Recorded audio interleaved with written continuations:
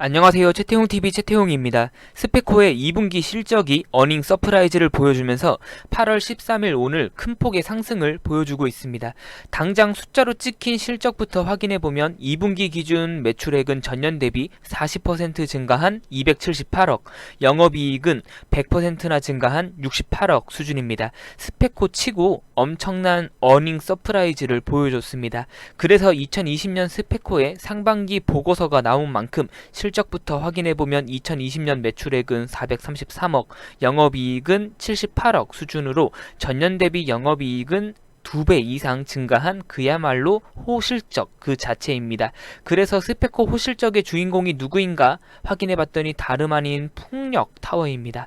많은 분들께서 스페코를 방산주로 인식하고 계실 텐데 물론 방산주가 맞지만 정작 방산 분야의 매출액은 그리 크지 않습니다. 어쨌든 2020년부터 스페코가 꽤 오랜 시간 공들인 풍력타워 사업 분야에서 호실적이 나와주고 있어 효자 노릇을 톡톡히 하고 있습니다. 풍력에서만 2분기에 매출액 100억, 영업이익은 12억 수준으로 영업이익률도 상당히 양호한 스페코입니다. 스페코의 과거 연간 재무제표 확인해 보겠습니다. 매출액은 600억에서 800억 왔다 갔다 했고 영업이익은 들쭉날쭉해서 다소 불안정해 보이는 스페코였습니다. 다만 앞에서 확인하신 것처럼 이제는 어엿한 실적주로 자리 잡은 스페코입니다.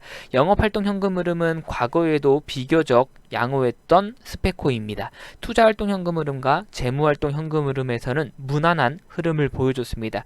부채 비율도 100% 수준을 유지하면서 차입과 상한이 있었던 스페코입니다.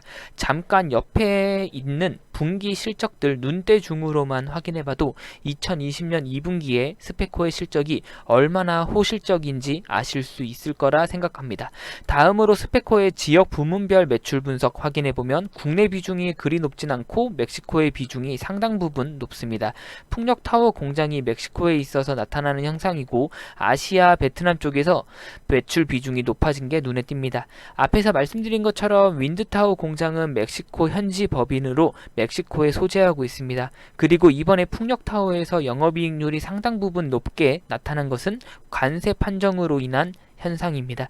한국의 풍력타워 관세 판정은 6%대로 확인되며 이는 경쟁업체 대비 높은 마진을 이끌 수 있었습니다.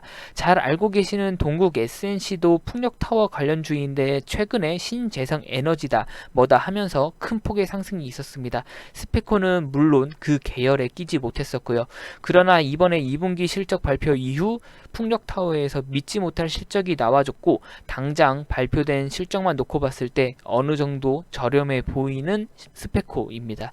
유동자산과 유동부채 확인해 보겠습니다. 유동자산은 560억 수준이고 현금성 자산이 65억입니다. 유동부채는 430억이고 단기차입금이 190억 수준으로 다소 많습니다. 공장 캐파 증설로 인한 투자금인데 지금 당장 부담이 되는 금액은 아닙니다. 어쨌든 스페코는 코로나 바이러스 이슈로 인해 공장 일부 중단 이슈에도 호실적이 나와줬습니다. 당장 3분기, 4분기 실적이 어떻게 될지 예측하기는 힘들지만 지금 추세대로라면 또 한 번의 어닝 서프라이즈를 기대할 수 있을 것 같습니다. 지난 6월에 북한과의 이슈로 인해서 방산주들이 급등했을 때 12,900원의 고점을 찍힌 스페코 그리고 그 이후 별다른 이슈가 없어서 6,000원 선까지 내려앉았던 스페코입니다. 그러나 2020년 상반기 실적 발표 이후 또 한 번의 슈팅이 나오고 있습니다. 영상을 제작하는 데 있어서 8월 13일 시장 초반에는 상한가를 잠깐 찍고 물량 소화 중인 스페코였지만 8월 13일 현재 스페코는 상한가로 어느 정도 물량이 잠긴 듯한 모습입니다. 이상이고 관련해서 추가 소식들 있으면 바로바로 전달해 드리도록 하겠습니다.